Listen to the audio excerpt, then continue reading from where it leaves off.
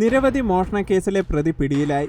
മീയണ്ണൂർ ശാസ്താംബിക സ്വദേശി പാച്ചാളം എന്ന് വിളിക്കുന്ന അഭിലാഷാണ് കണ്ണനല്ലൂർ പോലീസിന്റെ പിടിയിലായത്.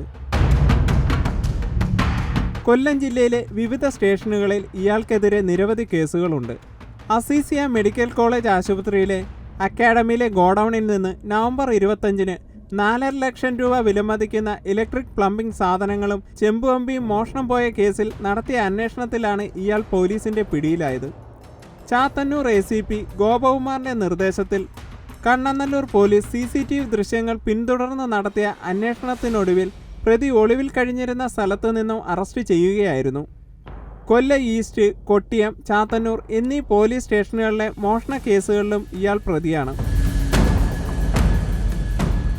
CI രാജേഷിന്റെ നേതൃത്വത്തിൽ SIമാരായ ജിബി, ഹരി, സോമൻ, CPOമാരായ നജുമുദ്ദീൻ, സുധി പ്രമോദ്, ഷാനവാസ് തുടങ്ങിയവർ അടങ്ങിയ സംഘമാണ് പ്രതിയെ പിടികൂടിയത്.